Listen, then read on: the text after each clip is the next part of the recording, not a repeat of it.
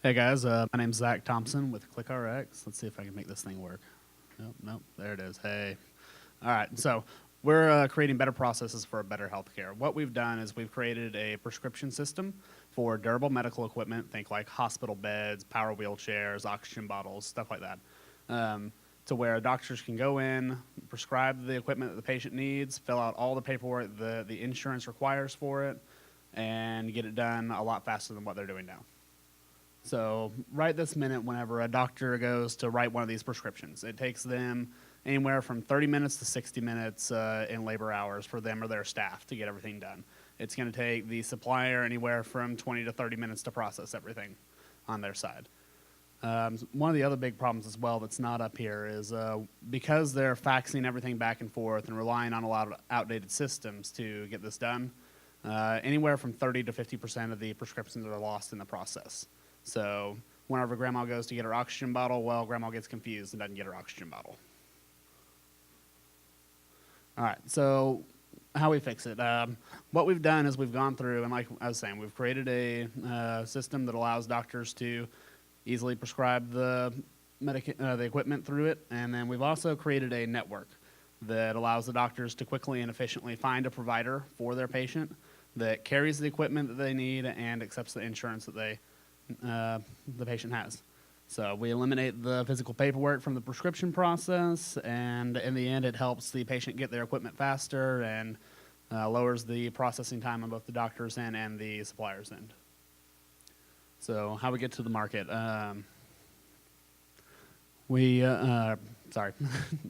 going to leverage a lot of the existing reps that these DME suppliers have, durable medical equipment, to go and get to market. That's going to be one of the biggest sources that we use for going out and getting doctors into our system that'll prescribe through it. We'll also have our own employed reps that'll go out and both be talking to these suppliers and be going door to door, talking to doctors and getting them on board, along with independent rep groups. Right this minute, there's a lot of independent rep groups that sit out there going and marketing for these suppliers or other products in the medical industry.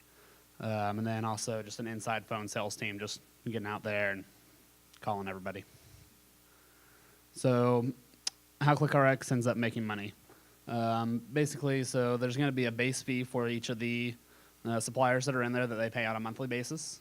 There's going to be a data transfer fee for each prescription that they receive through the system of $2. And then if they need additional information, like a letter of medical necessity, that's a lot of times required by insurance to fill out for them to pay for a prescription that allows them to go and make sure that, hey, just because a doctor says that you need it, does the patient really need it? So anytime they need any of that information there'll be an additional charge, though. So one of the big questions that we get is how do we get these suppliers to use their reps to get them to help us get to market? So what we're going to do is we're providing a provider-specific portal that is branded to their name, and we are going through and basically for the categories that they sell in. So say they sell walkers, wheelchairs, and hospital beds, but they don't touch CPAPs, oxygen bottles and supplies, and a handful of other accessories. The categories that they sell within in their portal, they would be the exclusive provider. For the items that they don't sell, we'll pull from the rest of the network to fill in the holes, and this allows whenever a doctor logs in for it to become a one-stop shop, no matter what portal they're going through. So medical software value in 2015, it was roughly $16.5 billion. In 2020, it's expected to grow to $19 billion. Right this minute, there's 443,000 primary care physicians, 480-ish thousand specialists, another 234,000 nurse practitioners, and another 115,000 physician's assistants. All these individuals can prescribe durable medical equipment. So right now, the market's pretty segmented. Cerner and McKesson being the two biggest players, 11% for Cerner, McKesson 8%, and then just kind of continues to drop on down percentage-wise with 65% being in the hodgepodge category. 5-year financial projections. Within the first year, we think we can do about $5 million. By 5 years out, we want to reach 5% of the market, 5% of doctors in the system, and at that point, we should be able to pull about $100 million a year in gross revenue. Competition, direct competitors, ClickRx and DME Hub, they do something very similar to what we're doing, but they focus mainly on the supplier, and they don't offer a network like we are. Brightree, same thing. They're the biggest software provider for durable medical equipment suppliers right this minute. They have about 2,500 of them that use it. Referral MD is doctor-to-doctor referrals. This group here is all the electronic medical record systems that hospitals use. And within them, some of them have prescribing options and stuff like that, but you have to be within the EMR to use it. And then ARI down here is a website provider. They've been working on getting more and more into the websites for durable medical equipment providers. Competitive advantage, everything we've done, we've coded in-house. Relatively small team that can quickly and efficiently work. Right this minute, we're the only company that's providing a network to these doctors. The other companies, like I was saying earlier, focus only on the suppliers, and they don't allow the suppliers to intermix like we do. And then our business plan as well, because of the way that we're working on everything, is designed to organically grow very fast. So a couple of recent exits this last year, not 2017 anymore. WebMD sold for $2.8 billion. CoverMyMeds sold for $1.1 billion. Then a handful of big exits year before that as well. MedRx had sold for $2.7 billion. EMC Corporation, which had a few different companies, actually sold for $67 billion to Dell, which is one of the largest tech sales that's ever happened. And then Altegra Health was bought for $910 million. And these are just the ones that publicly disclose their prices. I didn't include all the other sales that happened that are big ones. So a handful of, all right. Got all the big stuff in. I'm sorry. I hate to be that person, but I appreciate the support. Okay, so good job. Thank you. I'm sorry we didn't get into the... No, it's okay. They're just people with faces. They're not here, so we won't. Right. I mean, they don't know. Britt's We'll tell them here. that you He's got to... there, but... There you go. We'll leave it on that one. Okay. We can show off his picture. Questions. This is y'all's chance to really effectuate that educational component of our mission, so feel free to ask Zach about whatever you want. I will hand you the mic. Hold on to it just in case there's any follow-up questions. But other than that, who wants to start? Okay, there we go. Hi, great job on the presentation, Bob Morris. Hi, Bob. Your revenue structure was $250 for a monthly subscription and then $2 per transaction. Right. How did you arrive at those figures? Are those competitive market driven, or do you see that changing over time over the 5-year projection? So over time, it may change a little bit. A lot of it's just been going and talking to these durable medical equipment suppliers as to what it'd be worth to them, trying to figure out what their profit margins are and what they could pay for it. Part of it as well is how much time they're spending in labor hours and converting that to a metric that is less expensive than what they're spending now.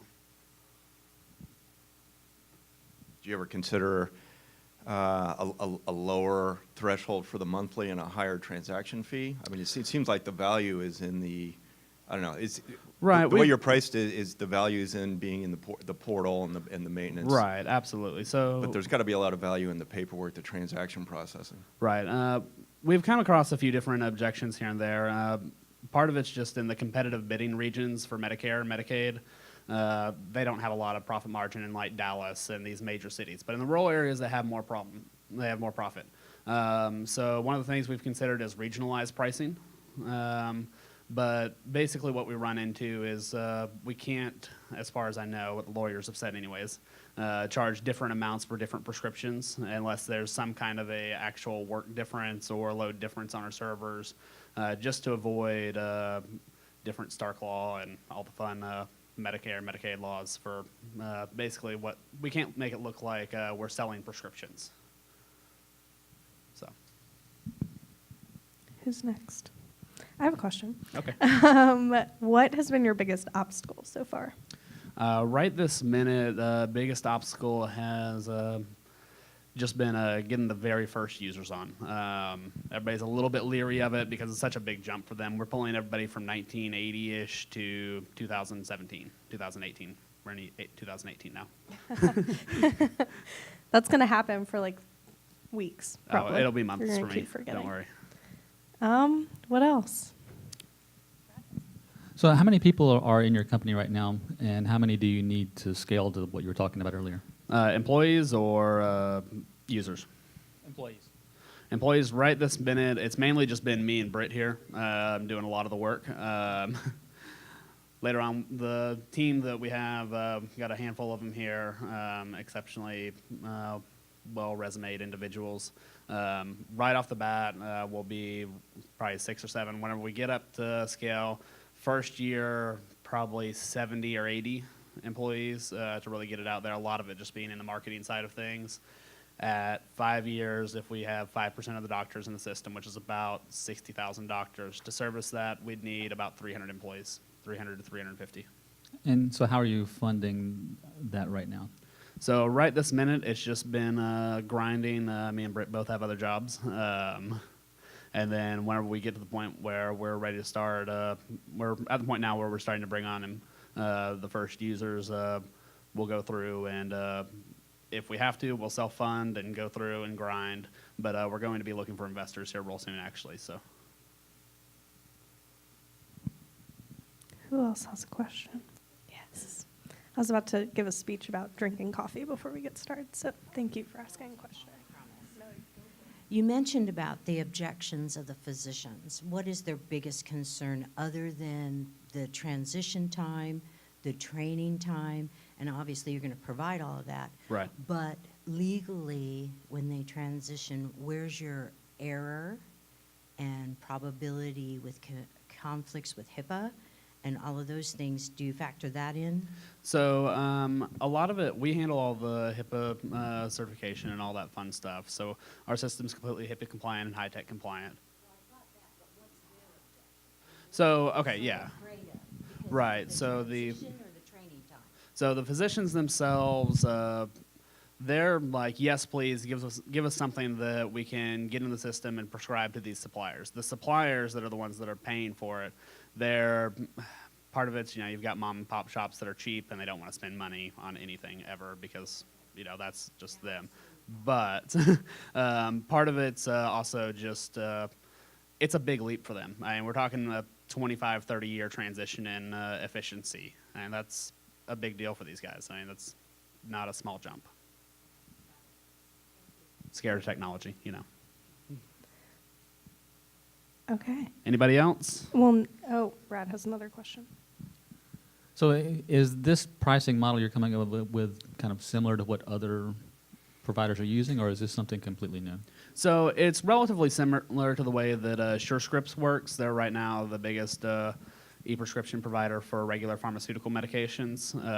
Right this minute, if you go to your doctor and they put a prescription in to their system that they're using, more than likely it's going through SureScripts. I think they have about 600,000 doctors that prescribe to their system right this minute out of the roughly 1 million. But it's very similar to theirs. I think they charge for just standard prescriptions, which is just, hey, somebody needs Vicodin or whatever. It's 57 cents a prescription that goes through. I don't remember exactly what it is they charge, though, but it's a transfer fee that's set up like that. So. Oh.